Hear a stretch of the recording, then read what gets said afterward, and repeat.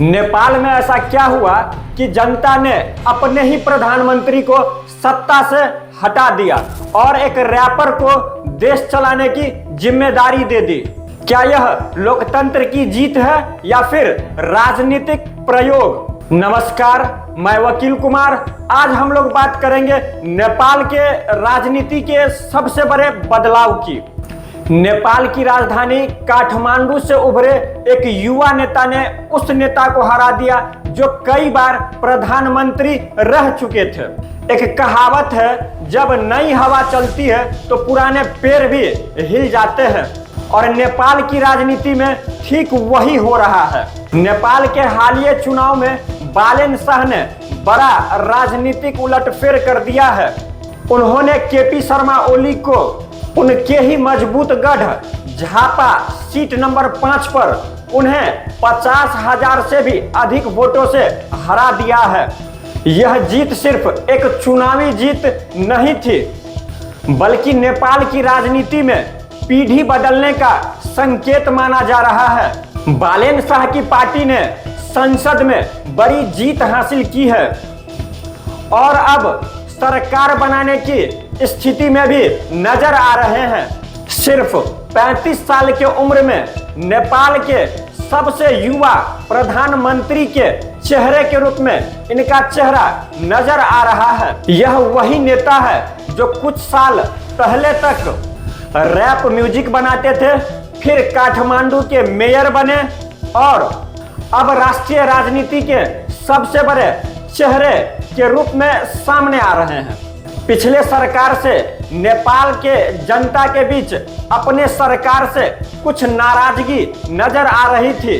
भ्रष्टाचार के आरोप, युवा में बेरोजगारी और महंगाई की समस्या को लेकर, इन सब के कारण लोगों ने पारंपरिक पार्टियों से दूरी बनानी शुरू कर दी और कोई नई पार्टी की चेतना शुभारंभ हो गई। और इसी माहौल में बालेन शाह ने एक नए विकल्प के रूप में सामने आए और वहां के युवा के सपोर्ट में संघर्ष प्रारंभ कर दिया। एक्सपर्ट के अनुसार यह सिर्फ नेपाल की राजनीति का बदलाव नहीं है, यह पूरे साउथ एशिया में युवा राजनीति के उभार का संकेत भी है।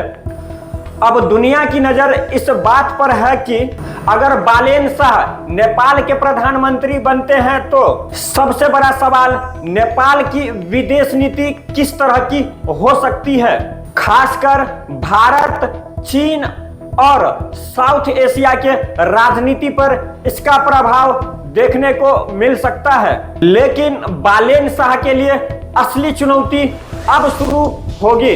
नेपाल में पिछले 18 साल में लगभग 14 सरकारें बदली जा चुकी है, यानी नेपाल के अंदर राजनीतिक स्थिरता बड़ी समस्या रही है। अगर बालेन शाह नेपाल के प्रधानमंत्री बनते हैं तो उन्हें आर्थिक सुधार, भ्रष्टाचार पर कार्रवाई और राजनीतिक स्थिरता जैसी समस्याओं का समाधान करना होगा, क्योंकि वहां के युवा का पूरी तरीके से नजर और विश्वास केवल और केवल बालेन शाह पर देखने को मिल रहा है। अब सबसे बड़ा सवाल यही है कि क्या बालेन शाह सच में नेपाल की राजनीति को बदल पाएंगे या फिर पुरानी राजनीति फिर से वापसी कर लेगी नेपाल के अंदर? आप क्या सोचते हैं? क्या नेपाल में नई राजनीतिक क्रांति शुरू हो रही है या फिर से केपी शर्मा ओली की सरकार हो सकती है?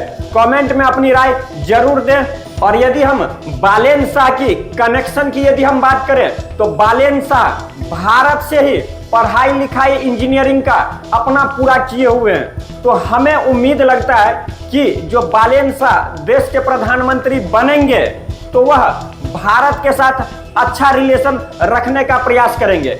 जबकि इसके पूर्व प्रधानमंत्री जो कि केपी शर्मा ओली थे, वह चाइना के इशारे पर चलता था और चाइना जो जो कहता था उसी के हिसाब से वह भारत के साथ रिलेशन रखता था। तो आप लोग कमेंट में अपनी राय ये दीजिए कि नेपाल के प्रधानमंत्री केपी शर्मा ओली सही थे, या फिर बालेन शाह जो कि युवा वाली सोच रखते हैं और अपने देश को आगे बढ़ाने का विचार रखते हैं, माइंडसेट रखते हैं। कमेंट में अपनी राय जरूर दें। धन्यवाद।